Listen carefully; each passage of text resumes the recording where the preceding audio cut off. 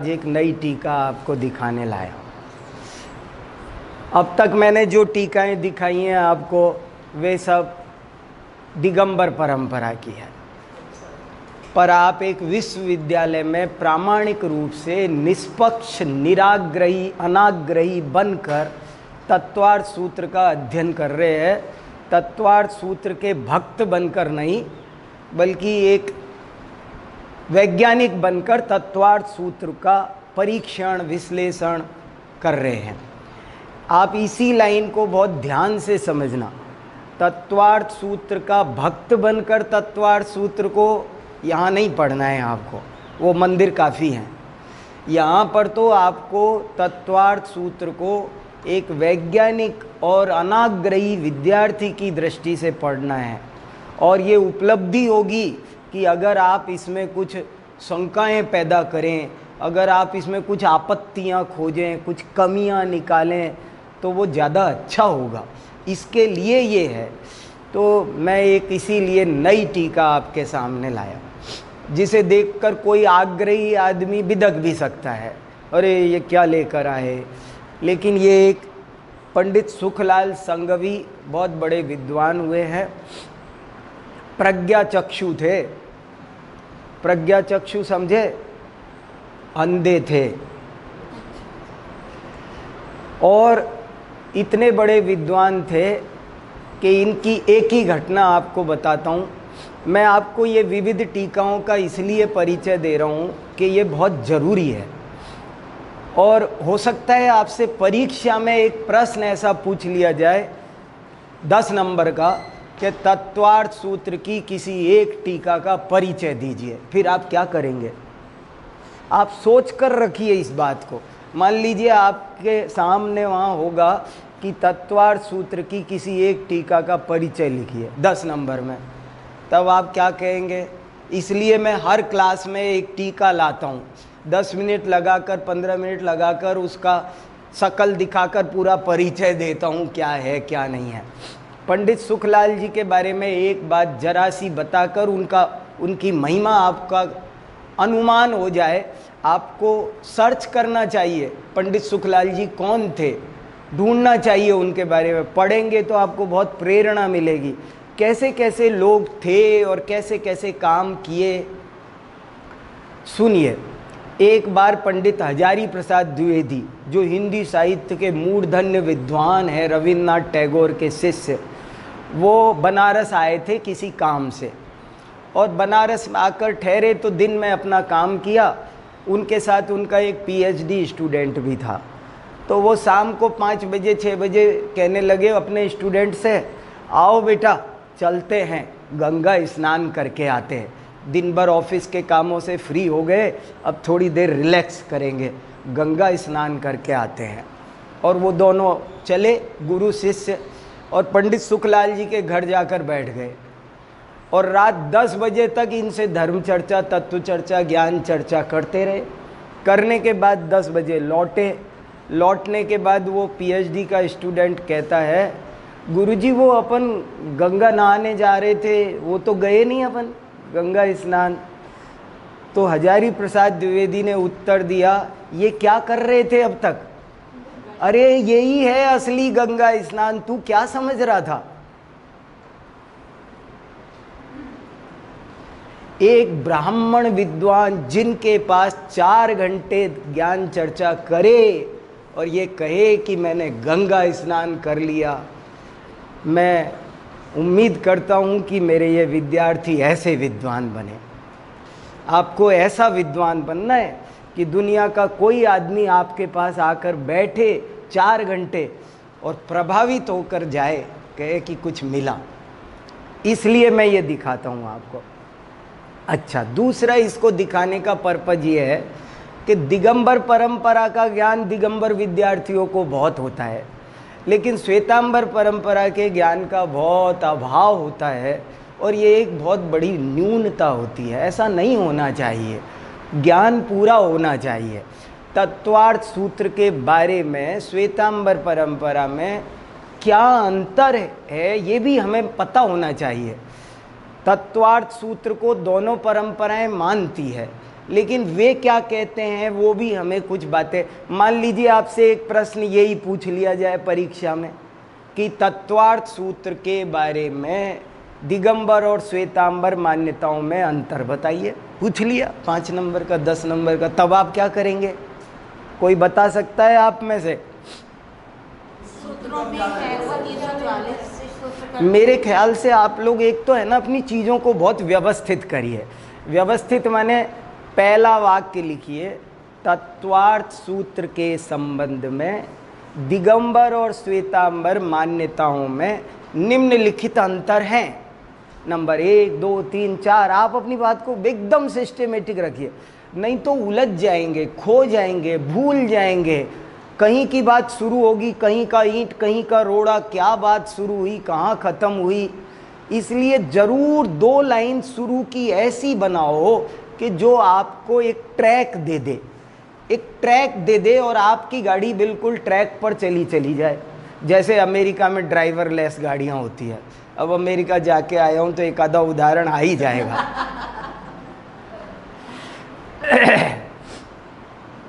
अपने आप चली जाती है, ऐसे हमारा उत्तर सारा अपने आप चला जाए। एक ट्रैक बनाइए एकदम, और वो ट्रैक ऐसे ही बनना चाहिए। आप यहाँ से शुरू करें, अच्छे से करें, और 2 लाइन बना दे, 4 बना दे।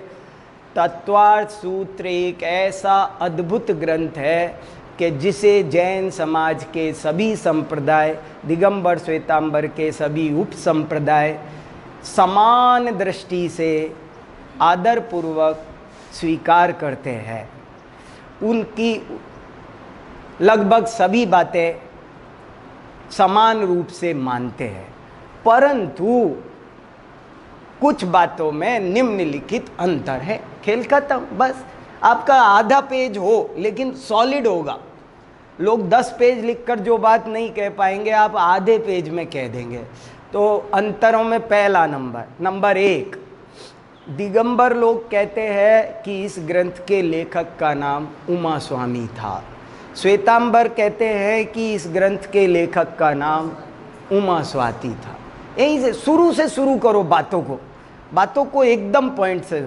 दूसरा बिंदु लिखो, दिगंबर कहते हैं कि तत्वार्थ सूत्र के लेखक आचार्य उमा स्वामी ने इस पर स्वयं कोई टीका नहीं लिखी, लेकिन श्वेतांबर परंपरा मानती है कि आचार्य उमा स्वामी ने स्वयं भी इस पर एक टीका लिखी है, और उसका नाम है, क्या नाम है? तत्वार्थाधिगम भाष्य। ये उसका नाम है जो वो मानते हैं कि उमा स्वाति ने लिखी। 2 बात। तीसरा अंतर बताओ। तीसरा अंतर ये है कि सूत्रों की संख्या में कुछ अंतर पाया जाता है। यहाँ पर 357 सूत्र है, वहाँ पर आप कंफर्म कर लेना, मेरे ख्याल से 344 सूत्र है। 344 सूत्र वहाँ माने जाते हैं। और 344 का मतलब ये नहीं है कि ले दे करके उन्होंने 13 सूत्र कट कर दिए हैं, ऐसा नहीं हुआ है। कोई सूत्र तोड़ के 1 का 2 बना दिया गया है, कहीं कहीं 2 का 1 है, ऐसे कहीं कहीं कुछ फर्क मिलते हैं। और अगला पॉइंट डाल सकते हैं, इसके अलावा तत्वार्थ सूत्र में दिगंबर और श्वेतांबरों की जो मूल मान्यताएं हैं उनके बारे में जो सूत्र है उनमें बहुत फर्क मिलता है। जैसे वे लोग नग्नता को जरूरी नहीं मानते, तो वो जो परिसय जय वाला है उसमें नग्नता वाले परिसय वाले सूत्र में बहुत अंतर मिलता है। ऐसे ही क्षुधा में भी वो लोग मानते हैं, श्वेतांबर परंपरा मानती है कि केवली सर्वज्ञ आहार कर लेते हैं। तो वो ऐसे जो 2-4 बेसिक बातें हैं ना जिनमें फ़र्क है। एक फ़र्क ये है कि श्वेतांबर परंपरा 6 द्रव्य नहीं मानती, 5 द्रव्य मानती है। तो वो काल द्रव्य को मानती नहीं है, तो वो 5वें अध्याय में काल द्रव्य वाले प्रकरण में भी मामूली सा अंतर आ गया है। कहने का मतलब यही है कि 2-4 बातें जो उनके सिद्धांत से, श्वेतांबर परंपरा कहती है कि ये हमारे सिद्धांत से ही अलग है, इसलिए हम इन सूत्रों में उन्होंने करेक्शन कर लिया, ऐसा दिगंबर कहते हैं। दिगंबरों के बारे में श्वेतांबर कहते हैं कि इन्होंने अपना करेक्शन कर लिया। ठीक है ना। तो ऐसे पंडित सुखलाल संघवी जी की ये एक टीका है, आप देख। ऐसा हो सकता है कि जो लेखक ने सूत्र रचे थे वो स्वयं ही टीका अपनी रचे? नहीं, ऐसा संभव तो है, ऐसा हुआ है, बहुत आचार्य पहले भी हुआ है। ये संभव तो है कि सूत्र लिखने वाला स्वयं टीका भी लिख दे, लिखी भी गई है, कई आचार्यों ने ऐसा काम किया है। जैसे उदाहरण के तौर पर एक आप्त परीक्षा नाम का ग्रंथ है और उसकी खुद ही उन्होंने टीका लिखी है। राजवार्तिक में खुद अकलंक ने ऐसा किया है, खुद वार्तिक लिखे, फिर खुद ही उसकी भाष्य भी लिखने लग गए। नाम तो राजवार्तिक था और उन्होंने पहले वार्तिक ही वार्तिक लिखे। बाद में उनको लगा कि इन वार्तिकों का पता नहीं लोग खुलासा ठीक समझेंगे नहीं समझेंगे, मैं खुद भी थोड़ा थोड़ा खुलासा कर देता हूँ, और उन्होंने खुद उसको बढ़ा दिया। तो ऐसी परंपरा तो होती रही। उसका क्या नाम रखा राजवार्तिक के बाद भी उन्होंने उसकी जो लिखी? तत्वार्थ वार्तिका लंकार है मेरे ख्याल से, लंकृति या लंकार समथिंग कुछ नाम है, वो उसके अंत में दे रखा है। तो ऐसा प्रयोग होना असंभव तो नहीं है, लेकिन दिगंबर परंपरा कहती है कि हुआ नहीं था, श्वेतांबर परंपरा कहती है कि हुआ था। तो ठीक है, बस इतना ही परिचय काफ़ी है, आपको थोड़ा सा ज्ञान हो। और सिर्फ इसलिए मैं कहता हूँ, क्या बिगड़ा, कभी उठा ली, देख ली, प्रस्तावना पढ़ ली, देखिए क्या है क्या नहीं है, विषय सूची पलटो अल्टो पलटो। दुनिया घूमने का शौक़ होता है, मैं किताबें पलटने का शौक़ होना चाहिए। पलटो, देखो क्या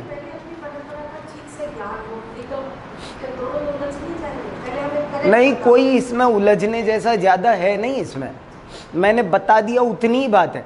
आप 99% कहीं कुछ भी गलत नहीं है, ये पूरी टीका मेरी पढ़ी हुई है, 99% कन्फ्यूजन नहीं है। एक ही बात है, मैं श्वेतांबर परंपरा में मंदिरों में तत्वार्थ सूत्र पढ़ा के आया हूँ। आप इससे ये इसलिए बताया कि आपको अंदाज़ा लगे। अभी मैं अमेरिका में भी एक टाइम तत्वार्थ सूत्र पर ही प्रवचन होते थे सुबह, और श्वेतांबर लोग बैठते थे, बहुत बैठते थे। मैं तत्वार्थ सूत्र सुना रहा था, और मैं तो अपनी परंपरा का ही सुना रहा हूँ सारा का सारा, और ये सब सुन रहे थे, इसलिए कोई बात नहीं है। हाँ, अभी जाके ही आ रहा हूँ मैं। पंडित सुखलाल संघवी लेखक ही नहीं, उनका परिचय भी दिया बेटा मैंने थोड़ा भी। चलो, किसी भी ग्रंथ का जैसे प्रस्तावना पढ़े तो उसी से उसकी काफी हो जाती है। किसका? किसी भी ग्रंथ की हम प्रस्तावना पढ़ते हैं तो उसी से उसका सार थोड़ा बहुत समझ आता है। हाँ, प्रस्तावना पढ़ने से काफ़ी फायदा होता है। प्रस्तावना देख ले, जो भी देख सके देख ले थोड़ा थोड़ा। चलो, अब हम सूत्र पढ़ते हैं, और सूत्रों में भी हम कहाँ तक पहुँच गए? मति श्रुता वदि मने पर्यय केवलानी ज्ञानम तक हो गया। इसकी चर्चा हमने की। मैं एक बार फिर निवेदन भर करके बात आगे बढ़ा देता हूँ कि सम्यक ज्ञान का प्रकरण चल रहा है। आपके पास में जैनेन्द्र सिद्धांत कोश का बहुत अद्भुत खजाना है। आप एक दफ़े मेरे कहने से फिर सम्यक ज्ञान वाला प्रकरण खोल के पढ़ना। मैं आज पढ़ के आया हूँ। मैंने मतलब आपको ये बता रहा हूँ, मैंने कितनी बार पढ़ लिया होगा, देख लिया होगा, फिर भी मैं आज फिर मैंने कहा वो देखना है, उसको देख। और मैं महसूस करता हूँ कि फिर कुछ सीख के आया हूँ। तो इसलिए आपको कहता रहता हूँ बार बार कि उसे पलटो, जैनेन्द्र सिद्धांत कोश पलटो। आप अपने अंदर में अपने से प्रश्न पूछा करो। सम्यक ज्ञान की परिभाषा लिख सकते हैं हम कोई हमसे कहे सम्यक ज्ञान का लक्षण लिखो तो हम लिख सकते हैं। अपने से प्रश्न पूछा करो। क्या सम्यक ज्ञान के भेद पूछे तो मैं लिख सकता हूँ। क्या ये पूछे ज्ञान और सम्यक ज्ञान में क्या अंतर है तो मैं बता सकता हूँ। ऐसे अपने से प्रश्न पूछना चाहिए, खुद ही उत्तर देना चाहिए। खुद से संवाद करना ये भी बहुत उत्तम काम है। दूसरों से संवाद करते रहते, अपने से संवाद करो, स्वयं से वार्तालाप करो। मुझे आता है कि क्या फर्क पड़ गया ज्ञान में और सम्यक ज्ञान में।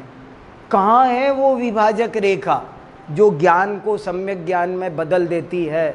कौन सी बात है? तो इसलिए मैं उस विषय उनके उत्तर में मैं नहीं जाता हूँ, मैं प्रश्न छोड़कर आगे बढ़ता हूँ। उत्तर आप ही को खोजने, देखने, पलटने हैं। और आपको हर सूत्र की टीका में क्या बड़ी बात है, अपने आप से पूछा करो कि इस सूत्र की मति श्रुतावधि मने पर्य केवलानी ज्ञानम की टीका आ जाए कि इसकी व्याख्या करो, तो मैं क्या करूँगा, कैसे करूँगा, क्या लिखूँगा। अगर 10 नंबर का 5 नंबर का हो तो क्या, और मति श्रुतावधि मने पर्य केवलानी ज्ञानम ये 20 नंबर का भी आ सकता है। 20 नंबर का मति श्रुतावधि मने पर्य केवलानी ज्ञानम। और सब चीज़ों को बहुत अच्छे से सोचो। जैसे हमने 7 तत्वों में पूरे तत्वार्थ सूत्र को बांटा कि शुरू के 4 अध्याय, जीव तत्व, 5वां जीव। अगर हम सम्यक दर्शन ज्ञान चारित्र के रूप में तत्वार्थ सूत्र को बांट कर देखें तो कुछ समझ में आता है आपको। पहला सूत्र था सम्यक दर्शन ज्ञान, माने वो क्या समझाने चले थे, 7 तत्व समझाने नहीं चले थे, चले थे सम्यक दर्शन ज्ञान चारित्राणी मोक्ष मार्ग है। तो वो तीनों चीजें हैं कहीं, तो हम देखते हैं तो आपको पता चलता है शुरू के 4 ही सूत्र है सम्यक दर्शन के, और बाद में शुरू होता है ज्ञान का टॉपिक। सम्यक ज्ञान का टॉपिक शुरू हो गया और वो पहला अध्याय पूरा का पूरा सम्यक ज्ञान में जा ही रहा है, पूरा का पूरा। और पहला ही नहीं, दूसरा भी जा रहा है, तीसरा भी जा रहा है, चौथा भी जा रहा है, 5वां भी जा रहा है, 6ठा भी जा रहा है, और 7वें से सम्यक चारित्र शुरू हो रहा है। समझ रहे मेरी बात को? क्लियर समझ में आ रहा है आपको? और स्पष्ट करूं, जरूरत नहीं है ना। अगर हम 7 तत्व के रूप में सम्यक दर्शन पूरे 7 अध्याय को बांटेंगे तो कैसा बटेगा। और हम 3 चीजें देखना है हमें। सम्यक दर्शन कहाँ तक है, बस उन्होंने इतना कहा, तत्वार्थ श्रद्धानम सम्यक दर्शनम तन्निसर्गाद अधिगमाद्वा, बस खेल खत्म। ज्यादा से ज्यादा जीवाश्रव बंश इतना बस, और कुछ नहीं हो। फिर मेरी बात पिछली क्लास की याद कीजिए, जो अकलंक आचार्य कहते हैं कि ज्ञान मध्यमणि न्याय की तरह है। ये बहुत सीरियस बात है, बहुत सीरियस बात है। असल में दर्शन ज्ञान चारित्र का क्रम ये तो मोक्ष मार्ग की अपेक्षा बना दिया है, नहीं, क्रम तो है ज्ञान दर्शन चारित्र। तीनों में बड़ा कौन है, अगर क्रम रखना पड़ेगा ना तो सब जगह आगम में क्रम है ज्ञान दर्शन चारित्र का। ज्ञान पूर्वक ही दर्शन होगा, ज्ञान पूर्वक ही चारित्र होगा। ये तो बिना सम्यक दर्शन के उस ज्ञान की कोई वैल्यू नहीं है। इस क्रांतिकारी बात को समझाने के लिए उन्होंने कहा जिसको जो करना हो वो कर ले, मैं तो सम्यक दर्शन पहले लिखूंगा। उन्होंने अपनी विशेषता उमा स्वामी महाराज ने रखी कि सारी परंपरा कह रही होगी, मैं रख रहा हूं पहले सम्यक दर्शन, जिसको जो करना है करे। और मेरे पास में उसका एक बहुत बड़ा रीजन है कि उस ज्ञान की कोई कीमत नहीं जो सम्यक दर्शन के बिना हो। ऐसे करके उन्होंने एक क्रांति पैदा कर दी। तो इसलिए आपको इस रूप में भी देखना चाहिए। और उसके बाद में 3 सूत्रों में सम्यक दर्शन बताकर पूरे में दमखम लगा दिया ज्ञान देने में। ज्ञान देने में लग गए वो कि अब तुम ज्ञान करो, क्या है, पूरी की पूरी व्यवस्था समझाने लग गए। ये विश्व क्या है, ज्ञान पूरी की पूरी व्यवस्था, प्रमाण नय क्या है, द्रव्य गुण पर्याय क्या है, पुद्गल द्रव्य, धर्म द्रव्य, आकाश द्रव्य सब क्या है, सब समझाने बैठ गए। ज्ञान कराया। ये ज्ञान होते ही सम्यक दर्शन होना है। और उसके बाद शुरू हुई उनकी सम्यक चारित्र की बातें कि ये हिंसा नृतस्तेया ब्रह्म परिग्रह्यो विरतिर्व्रतम, ये ऐसा चारित्र है, ये एक देश है, ये सकल देश है। ले गए खींचकर मोक्ष तक बात को। तो इस ढंग से चीज़ों को देखना है आपको। तो मति श्रुतावधि मने पर्य केवलानी ज्ञानम की व्याख्या आप करें तो कई बातें, ढेर बातें आपके पास कहने को है। 5 ज्ञानों की परिभाषा बतानी है, 5 ज्ञानों के भेद प्रभेद बताने हैं, 5 ज्ञान 5 नहीं है, 1 है, इस बात को सीरियसली समझाना है, जिसकी अपन ने पिछली कक्षा में बहुत लंबे से चर्चा कर ली। वो 2 पेज के 4 पेज के नोट्स दे करके आपको, तो ये सब बात हो। अब हम आगे बढ़ते हैं, ठीक है। अब सूत्र था तत्प्रमाणे। अब अपने से फिर सवाल करो कि मान लो तत्प्रमाणे की व्याख्या लिखो, ये प्रश्न आया। छोटा सा प्रश्न है, हम क्या लिखेंगे इसमें? हाँ हाँ, ठीक ठीक, हाँ ठीक। और नेगेटिव भी बोलना है। मैंने कहा था ना कि ज्ञान प्रमाण है, कहकर ये कहा कि ज्ञान ही प्रमाण है और कुछ प्रमाण नहीं है, ये बात कहो। आप एक बात समझा करो, नेगेटिव भी जाया करो। यहाँ क्लास में हमारा मस्तिष्क के वातायन खुलने चाहिए अब हमारे बिल्कुल हमको दूसरे ढंग से सोचना। ज्ञान प्रमाण है कहकर क्या कह दिया आप जानते नहीं हैं? बहुत करामात कर दी उन्होंने। सारी परंपरा चिल्ला चिल्ला के कह रही थी सन्निकर्ष प्रमाण है, ईश्वर प्रमाण है, वेद प्रमाण है, गुरु प्रमाण है, पदार्थ और प्रकाश प्रमाण है। सब 1 मिनट में स्वच्छता अभियान चल गया, झाड़ू चल गई सब पर, और एकदम साफ हो गया ज्ञान ही प्रमाण है।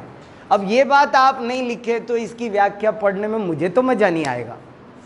आप कितना भी लिखी आओ, आपके उत्तर में मैं ढूंढूंगा ये चीज लिखी कि नहीं लिखी।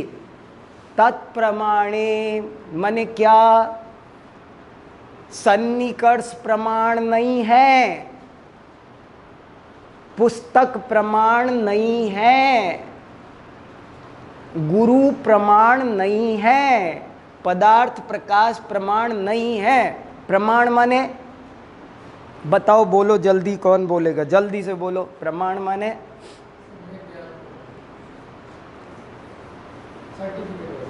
हाँ हाँ हाँ, प्रमाण माने जिससे 100% एक्यूरेट ज्ञान हो उसे प्रमाण कहते हैं। पिछली बार भी बोला था मैंने, प्रमाण किसे कहते हैं। देखो 2 प्रश्न है। एक प्रश्न है प्रमाण किसे कहते हैं, एक प्रश्न है कि प्रमाण क्या है, और दोनों का उत्तर अलग है। यही तो मैं बताना चाह रहा हूँ। प्रमाण किसे कहते हैं? सब आदमी बैठे, सारी दुनिया बैठी है, सारे दर्शन बैठे हैं, तो भैया प्रमाण किसे कहते हैं? तो सबने कहा जिससे सही ज्ञान हो जाए वो प्रमाण है। इसमें किसी को कोई विवाद नहीं है। सांख्य, योग, न्याय, वैशेषिक सब कहते हैं हाँ, बस जिससे सही ज्ञान हो जाए उसका नाम प्रमाण। जैसे मैंने उदाहरण दिया ना आपको, ये कमरा कितना बड़ा है, तो एक कह रहा है 10 फीट, एक कह रहा है 12 फीट, एक कह रहा है 14 फीट, एक कह रहा है 8 फीट। अब क्या किया जाए कि प्रमाण लाओ, पैमाना लाओ। प्रमाण को हिंदी में आज तक जिंदा है प्रमाण शब्द, हमारी लोक भाषा में, हमारे मुंह में आज भी जिंदा है। प्रमाण माने पैमाना। लड़ क्यों रहे हो? जाओ कुलदीप जी वो लेके आओ, स्केल लेके आओ। अभी स्केल न गया, झगड़ा खत्म, फिर झगड़ा खत्म। प्रमाण माने आप समझ रहे हैं ना? प्रमाण माने जिसके द्वारा प्रकृष्टेन मीयते ज्ञायते येन तत्प्रमाणम, जिसके द्वारा सही सही चीज को जाना जा सके उसका नाम प्रमाण है। तराजू प्रमाण क्यों है? तराजू को पैमाना क्यों बोलते हैं? तो सही बता देती है कि 10 किलो 2 ग्राम है। आपके सबके अंदाजे फेल है, वो बता देती है। मीटर प्रमाण है, फुट प्रमाण है, किलोमीटर प्रमाण है। ये क्यों प्रमाण है? कोई चीज़ यहाँ से मैं पूछूं विश्वास नगर कितनी दूर है, तुम बोलोगे 25 किलोमीटर, ये बोलेगी 20 किलोमीटर, ये बोलेगी 30 किलोमीटर। अब क्या करें कि गाड़ी में बैठो और मीटर चला दो, मीटर चला दो, मीटर से पता नाप लो, सीधी सी बात है। कहने का मतलब नाप लो। तो इसको कहते प्रमाण। तो प्रमाण माने प्रमाण किसे कहते हैं? तो आप सब याद रखो, निर्विवाद परिभाषा, जिसके द्वारा सही पता चल जाए वो प्रमाण है। अब इस पर डिस्प्यूट हो गए कि वो क्या है। इसमें कोई दो राय नहीं थी कि जिससे सही पता चल जाए, लेकिन एक कहने लगा फिट से पता चलेगा, एक कह रहा तराजू से चलेगा, एक कह रहा इससे चले, एक कह रहा गुरुजी कह रहे हैं ना नापना क्या है, एक कह रहा है गुरु वचन प्रणाम, गुरुजी ने कह दिया ना 12 फीट है। और जैन परंपरा कहती है सब बातें सेकेंडरी है भाई साहब, सम्यक ज्ञान ही प्रमाण है। गुरुजी ने कहा होगा, गुरुजी तो 4 हैं, अब क्या करें, इंद्रियां तो 4 है, सबकी अलग है, तुम्हारी भी इंद्रियां, मेरी भी इंद्रियां, आपकी इंद्रियां। मैंने क्या बोला, इसने चना सुना, इसने धना सुना, इसने मना सुना, अब क्या किया जाए। इसलिए इंद्रियां प्रमाण नहीं हो सकती, सन्निकर्ष प्रमाण नहीं हो सकता। सन्निकर्ष माने पदार्थ और प्रकाश का मिलन, पदार्थ और प्रकाश के मिलन को एक परंपरा प्रमाण मानती है, तो जैन परंपरा नहीं मानती। तो जब आप तत्प्रमाणे की व्याख्या करें तो ये बात लिखें कि ये सूत्र की रचना क्यों हुई। ये सूत्र आप ऐसे सोचा करो, पहले अध्याय में से ये सूत्र डिलीट कर देते हैं, अब क्या लॉस हुआ तत्वार सूत्र का, ऐसे सोचा करो। आपके जो 357 सूत्र है, मैं इसमें से इस सूत्र को डिलीट करके आपको किताब दे दूं तो तत्वार सूत्र का क्या लॉस हुआ, ये तो सोचा करो। ये नहीं होता तो वो तो एक एक मात्रा की सोच रहे हैं, हम सूत्र का महत्व तो नहीं समझ रहे पूरे का। ये सूत्र डिलीट कर देना, मिटा दें, क्या दिक्कत हुई, बहुत बड़ी बात खत्म हो गई। कि प्रमाण क्या है ये क्लियर ही नहीं हुआ, ये ही प्रमाण है, अन्य कुछ प्रमाण नहीं है, ये बात कहाँ से निकल कर आएगी अगर ये सूत्र ना होता तो। इसलिए तत्प्रमाणे मतलब ये सम्यक ज्ञान ही प्रमाण है, अन्य कुछ प्रमाण नहीं है, ये भी लिखना जरूरी है आगे। ये ही प्रमाण है, ये इसका दिखने वाला अर्थ है, और अन्य प्रमाण नहीं है, ये इसका गूढ़ अर्थ है, ये इसका गुप्त अर्थ है, इसमें निहित अर्थ है। समझ में आया? एक होता है निहितार्थ, एक होता है व्यक्तार्थ। आपको व्यक्त अर्थ भी बोलना है और निहितार्थ भी क्या। समझ में आया? नहीं समझ में आए तो ऐसे पूछ लेना, चुपचाप मत बैठ जाना, फिर मेरी मर्जी, मेरी गारंटी नहीं पकड़ में आएगा। अन्य प्रमाण आपने कहा, अन्य प्रमाण नहीं है तो ये परमत खंडन के, हाँ, इसमें लिखा नहीं, लेकिन ये निहितार्थ है। मैंने ये बोला ये सरिता जी हैं, इसका मतलब क्या हो गया कि ये आंसू नहीं है, सपना नहीं है, साधना नहीं है, ये बातें आ गई ना उसमें। ये चीजें मैंने बोला ये तत्वार्थ सूत्र है, मतलब समय सार नहीं है, सठखंडागम नहीं है, ये भी मतलब है कि नहीं है। आपने पूछा ये क्या है, मैंने उत्तर दिया ये तत्वार्थ सूत्र है। आपने फिर प्रति प्रश्न किया ये सठखंडागम नहीं है सर, तो मैंने कहा पता नहीं। तो मेरा उत्तर कैसा रहा, वो पहले पर भी पानी फेर दिया मैंने। मुझे अब भी दावे से बोलना पड़ेगा नहीं ये सठखंडागम नहीं है, तब मेरा उत्तर सही होगा। तो तत्प्रमाणे आद्य परोक्षम, आद्य परोक्षम की व्याख्या में क्या लिखेंगे कि वे जो शुरू के 2 ज्ञान हैं, और वे फिर देखो आद्य में द्विवचन है, परोक्षम में एक वचन है। बड़ा विचित्र खेल है, ये भी बहुत अद्भुत, यही है मर्म छुपा हुआ। मेरी सलाह ये है आप लोग थोड़ी थोड़ी संस्कृत सीख ही डालो, जिंदगी भर काम आएगी। क्या रखा है, बहुत बहुत आनंद आएगा बाद में उसके। आद्य, आद्य माने शुरू के 2। तो सर्वार्थ सिद्धि की टीका पढ़ो तो शिष्य ने बहुत प्रश्न किया है, मैं नहीं मानता शुरू के 2 क्या होता है, शुरू के दो, ये क्या मतलब है? मुझे मूर्ख समझाया आपने। शुरू का एक होता है, आदि एक ही होता है। आदिनाथ आई आदिनाथ है, अजितनाथ को आदिनाथ नहीं कहो, मुझे मत बताओ, मैं नहीं मानने वाला। बड़ी बहस हुई है। आपने आद्य मतलब मति ज्ञान और श्रुत ज्ञान कैसे लिए? मैं नहीं मानता। मैं आपसे बोलूं अजितनाथ भी आदिनाथ है, आप मानोगे? तो फिर ये तो ऐसी ही बात तो हो रही है।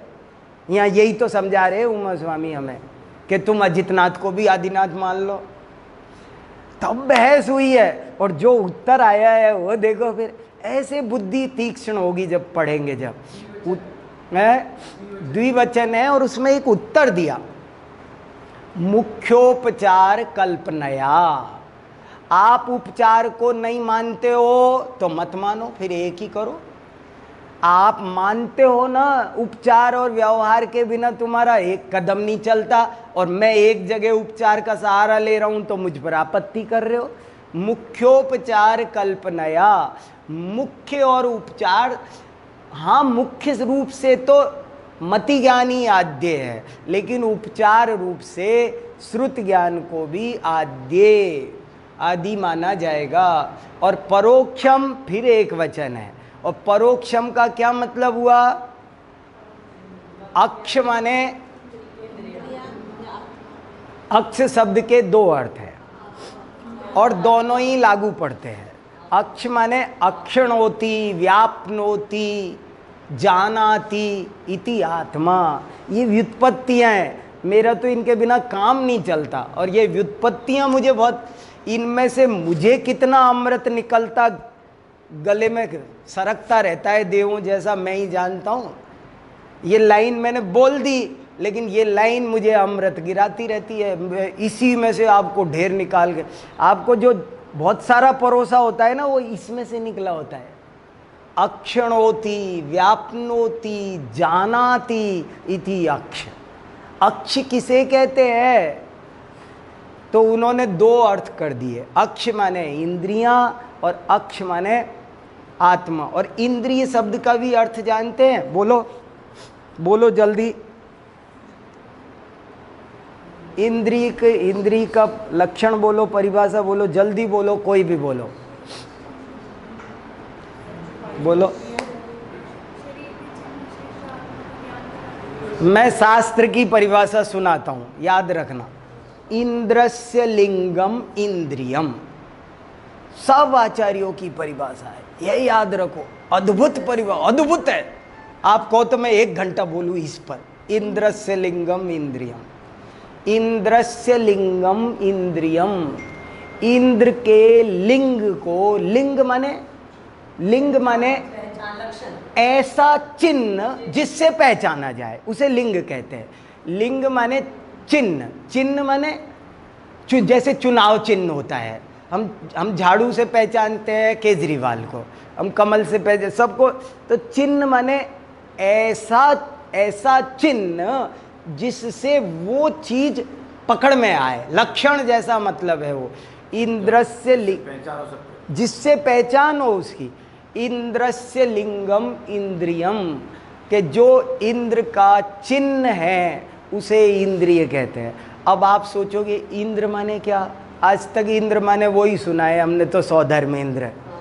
इंद्र माने हमको पता नहीं है। इंद्र शब्द का ओरिजिनल अर्थ पता है आपको? इंदतीति इंद्र, जो शक्तिशाली हो उसे इंद्र कहते हैं। बस ये परिभाषा है। इंद्र की परिभाषा क्या है? इंदतीति इंद्र, जो अपना काम करने में पूर्णतया समर्थ हो, शक्तिशाली हो, जो बहुत पावरफुल हो, उसे इंद्र कहते हैं। और जैन आचार्य कह रहे आत्मा ही तो पावरफुल है। अब इंदतीति आत्मा के चिन्ह, इसका हिंदी में अनुवाद कर दिया। संस्कृत टीकाओं में लिखा है इंद्रस्य लिंगम इंद्रियम, सब में लिखा है। इसमें सर्वार्थ सिद्धि में लिखा है क्लियर, इसी सूत्र की टीका में है सर्वार्थ सिद्धि में। और नहीं तो आपके पास तो एक खजाना है, पलटा करो जैन सिद्धांत को, उसको खोलो, 1 मिनट में इंद्रिय शब्द निकाल के देखो, आपको लगेगा क्या मिल गया। इंद्र, उसको यूज करोगे जब तो खजाना है। और नहीं तो परिग्रह है। तो इसलिए उसे यूज करो। इंद्रस्य लिंगम इंद्रियम, और हिंदी वालों ने अर्थ लिख दिया इसका, क्योंकि इंद्र शब्द आत्मा का पर्यायवाची है, तो उनने लिख दिया आत्मा के चिन्ह विशेष को इंद्रिय कहते हैं। पर जो बात थी वहां पर वो अद्भुत थी, इंद्रस्य लिंगम इंद्रियम। तो ठीक है, तो परोक्ष शब्द का अर्थ समझ में आ गया अब आपको? जो अक्ष से दूर हो वो परोक्ष है, अक्ष के प्रति हो वो प्रत्यक्ष है, जो अक्ष से पर हो वो परोक्ष है। अक्ष माने दोनों अर्थ है। जब निश्चय में लगाएंगे तो आत्मा लगा देंगे, व्यवहार से हम इंद्रियां कर देंगे। व्यावहारिक प्रत्यक्ष क्या है कि व्यावहारिक पूछ रहे हो तो जो इंद्रियों से हो, समझ में आया? बिल्कुल क्लियर समझो। आप आपसे पूछा प्रत्यक्ष किसे कहते हैं, तो आप कहना कि प्रत्यक्ष दो तरह का होता है, व्यावहारिक और पारमार्थिक। और अक्ष शब्द के दो अर्थ है, एक इंद्रिया एक आत्मा। व्यवहार में अर्थ लगेगा इंद्रिय, परमार्थ में अर्थ लगेगा। व्यावहारिक प्रत्यक्ष क्या है कि मैंने मेरी आंखों से देखा, मैंने मेरे कानों से सुना, तो इंद्रियज ज्ञान को व्यवहार से प्रत्यक्ष कहते हैं। और आत्मा से होने वाले ज्ञान को पारमार्थिक प्रत्यक्ष कहते हैं। समय में हाँ ठीक है, ऐसे करना थोड़ा समय हो तो ठीक है ना, समझ में आया ना, क्लियर हुई ना बात? हाँ हाँ हाँ हाँ। अब ये भी बहुत अच्छा प्रश्न है कि आपने आत्मा का चिन्ह कहा, तो आत्मा ही हो गया ना, वो तो आत्मा ही हो गया ना। अब यहाँ आत्मा का अर्थ लिया व्यवहार जीव, जो एक इंद्री, दो इंद्री, तीन इंद्री, चार इंद्री, पेड़ पौधे, उन जीवों को जीव लिया इन्होंने। जैसे कहना क्या चाहते हैं इंद्रिय शब्द में कि मैं आत्मा को ढूंढने निकला, जैसे कोई सोना ढूंढने निकलता है, जैसे कोई पेट्रोल ढूंढने निकलता है, ऐसे हम आत्मा के खोजी हैं, हम आत्मा खोजने निकले। तो हमारे गुरु ने हमको एक टॉर्च दी, इंस्ट्रूमेंट दिया कि तुम कैसे खोजना। तो उन्होंने कहा जहाँ इंद्रियां मिल जाए वहाँ समझ लेना इंद्र है, वहाँ आत्मा है। जहाँ इंद्रियां मिले तो आप खोजने चले तो आपने देखा अच्छा इसके आँख है, हाँ इसमें आत्मा है। ये अच्छा ये सुनता है, अच्छा ये खाता है कुछ। हमने इंद्रियों से ही तो पता लगाया। आपको कैसे पता कि पेड़ जीव है? आपको कैसे पता छिपकली जीव है? आपको तोता जीव है कैसे पता? मैं जीव हूँ ये आपको कैसे पता? आप जीव हो ये मुझे कैसे पता? हम यहाँ मैं पढ़ा रहा हूँ, आप पढ़ रहे हो, आत्मा ना मुझे दिख रहा, आप सब यहाँ जीव बैठे हो क्या, मुझे कैसे पता? और मैं जो पढ़ा रहा हूँ मैं जीव हूँ, आपको कैसे पता? इंद्रियों से पता है। हम सिर्फ इंद्रियों से जान रहे हैं, हमें आत्मा थोड़ी दिख रहा है, इंद्रियां दिख रही है, इंद्रियों का कार्य दिख रहा है। तो आद्य परोक्षम, अगला सूत्र प्रत्यक्षम अन्यत। अन्यत माने जो बाकी के बच गए। आद्य कहकर दो ले लिए, मति ज्ञान श्रुति ज्ञान, वो परोक्ष है। प्रत्यक्षम अन्यत, अन्यत माने जो बच गए वे, मतलब अर्थात अब खुलासा करना, अन्यत अर्थात बाकी के सभी, अर्थात अवधि ज्ञान, मन है पर्याय ज्ञान और केवल ज्ञान, ये तीनों प्रत्यक्ष प्रमाण हैं अथवा प्रत्यक्ष ज्ञान है, कैसे भी कह सकते हैं। और फिर व्याख्या करें तो फिर कह सकते हैं कि इनमें एक विशेष बात ये है कि अवधि ज्ञान और मन पर्याय ज्ञान वो एक देश प्रत्यक्ष है और केवल ज्ञान सकल देश प्रत्यक्ष है। फिर अवधि ज्ञान का स्वरूप थोड़ा लिखना चाहिए, मन पर्याय ज्ञान का लिखना चाहिए, फिर केवल ज्ञान का स्वरूप भी लिखना चाहिए, तब इसकी व्याख्या बनेगी। तो आद्य परोक्षम प्रत्यक्ष मन्यत, मति प्रत्यक्ष मन्यत, त हलंत है, प्रत्यक्ष मन्यत। फिर मति, स्मृति, संज्ञा, चिंताभिनिबोध इत्यनर्थांतरम। बिल्कुल क्लियर उच्चारण होना चाहिए। आपके उच्चारण परीक्षा में आएंगे, आपको बता दिया कि नहीं बता दिया? उच्चारण है आपका, एक वाइवा होगा बाद में, 20 नंबर का वाइवा है। हाँ, उसमें आपके कोर्स में लिखा हुआ। पिछले साल नहीं हुआ था वाइवा, इस साल नया जोड़ा है 20 साल। इस बार आपका रिटन टेस्ट 80 नंबर, पहले तो रिटन टेस्ट 100 नंबर का था, उसी में जो कुछ था। अब रिटन टेस्ट तो होगा 80 नंबर का, और 20 नंबर के आपसे प्रश्न पूछे जाएंगे, और प्रश्न ऐसे पूछे जाएंगे कि ये वाला सूत्र पढ़ के सुनाओ। तो आपको स्पष्ट पढ़ना है, मति ही, स्मृति ही, संज्ञा, चिंताभिनिबोध इत्यनर्थांतरम। अब इसका पूछा जाए इसका अर्थ बताओ, तो आपको अर्थ भी मालूम होना चाहिए। कम से कम 357 सब सूत्रों का उच्चारण और अर्थ, इतना तो अभी से पीछे पड़ जाओ, ये आना ही है। क्लास में तो धीरे धीरे चलेगा, लेकिन आपको सारे सूत्र ऐसे आने चाहिए कि सूत्र बोल दिया तो अर्थ तो आ जाए। एक रिकॉर्डिंग अपने आप खुद कर लो, अपने पास रखो, रोज सूत्र पाठ किया करो, सूत्र पाठ रोज सुन ले। एक ऐसा रहना चाहिए, जब आप खाना बना रहे हैं, खा रहे हैं, कुछ भी कर रहे हैं, तो आप तत्वार्थ सूत्र की रिकॉर्डिंग सुन लिया करो पूरी की पूरी। ये डिप्लोमा कोर्स की बड़ी उपलब्धि हो जाएगी कि तत्वार्थ सूत्र पूरा कंठस्थ हो जाना चाहिए। और आपको ये रहना चाहिए, ये क्या, इसका मीनिंग हाँ आता है, इसका हाँ आता है, इसका नहीं आता तो देख लो। ऐसे मीनिंग सबके आने चाहिए, ये जरूरी है, इतना काम। तो मति, स्मृति, संज्ञा, चिंता, विनिबोध इत्यनर्थांतरम। इति अनर्थांतरम, इत्यनर्थांतरम का संधि विच्छेद करो, इति प्लस अनर्थांतरम। अनर्थांतरम माने, एक मिनट बताता हूं। इति अनर्थांतरम, देखो इति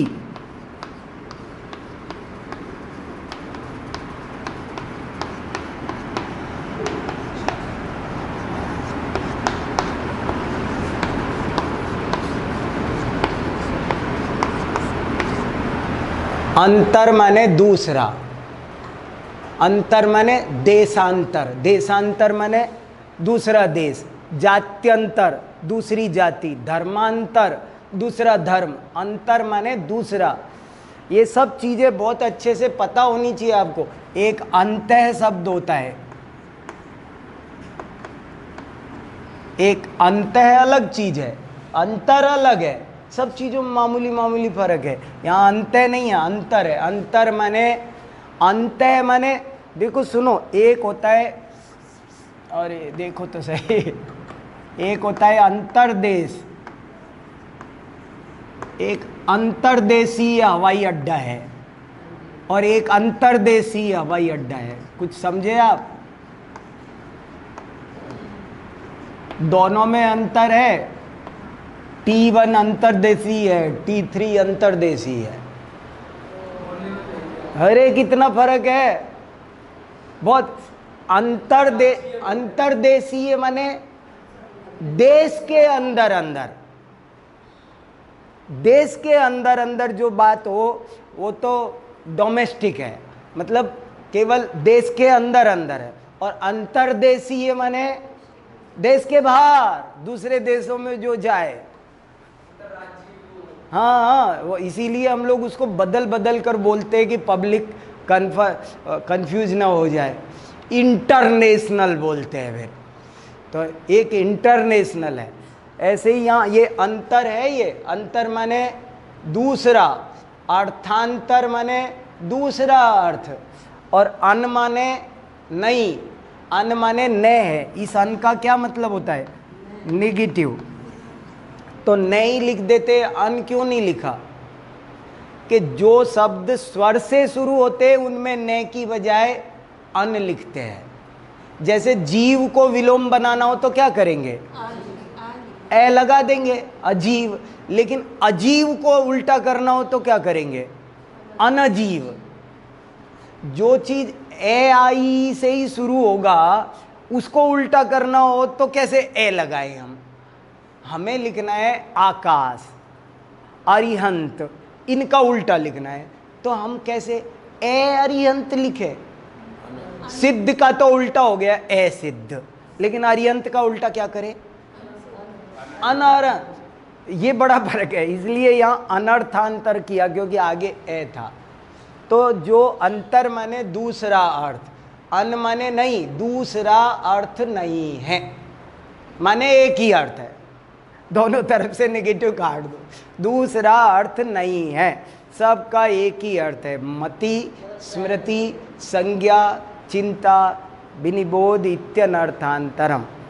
अब ये है देश के बाहर। हाँ, ये अंतर, अंतर माने दूसरा। अंतर जातीय शादी और अंतर जातीय शादी, एक तो इन कास्ट मैरिज, एक इंटर कास्ट मैरिज। और ये कैसे नहीं है अंतर? ये अरे ये अंत है, ये विसर्ग का रे बना था। अंत है और अंत पूरा है। हाँ हाँ हाँ हाँ, बड़े विद्वान बन जाओगे सब पढ़ पढ़ के। पता नहीं है लोगों को, होश नहीं है कुछ भी, ये सब यहाँ अंतर्देशी को देशी भी तो कह सकते हैं। हाँ कह सकते हैं, बिल्कुल कह सकते हैं। देशी ये मतलब देश के अंदर, इसीलिए उसका फर्क वही मैं बता रहा था कि इसलिए हमने लोग कंफ्यूज ना हो, तो एक तो नेशनल, एक इंटरनेशनल, ऐसे करके। हाँ, मैं अलार्म भर रखा है आपके लिए, मैंने सोचा क्लास कहीं ज़्यादा, आपकी अगली क्लास है ना न्याय की, वो ख़राब ना हो जाए। तो ठीक है ना, समझ में आया आपको? तो मति, स्मृति, संज्ञा, चिंता, विनिबोध इत्यनर्थांतरम। अब इसमें आपको बस एक बात और समझ लो, इतना सा है कि इसका अर्थ ये कहा कि मति, स्मृति, संज्ञा, चिंता, अभिनिबोध ये सब पर्यायवाची हैं। अनर्थांतरम माने ये सब पर्यायवाची हैं। लेकिन अब आप यहाँ लिख देना नीचे एक लेकिन, किंतु, पट, परंतु लगाकर। किंतु इनमें सूक्ष्म शब्द भेद भी है, शब्द में भेद है, इसलिए टीकाकारों ने इनमें कुछ अंतर भी बताया। जैसे पर्याय, इंद्र, शक्र, पुरंदर ये सब पर्यायवाची हैं, लेकिन फिर भी इंद्र माने, जैसे जीव, आत्मा, भूत, सत्व ये सब पर्यायवाची है, लेकिन जीव, भूत, आत्मा, सत्व इनमें कुछ फर्क भी है। दिनकर है, भास्कर है। हाँ हाँ, जैसे सूर्य, दिनकर, भास्कर ये सब पर्यायवाची है, लेकिन पर्यायवाची होते हुए भी दिनकर, भास्कर, सूर्य इनमें फर्क है। तो ऐसे ही इनमें फर्क भी है, ऐसा टीकाकारों ने कहा है। सूक्ष्म भेद है, पर कुल मिलाकर सब मति, ज्ञान, वर्ण, कर्म के 6 उपशम से होते हैं, इसलिए कोई अंतर नहीं। बस।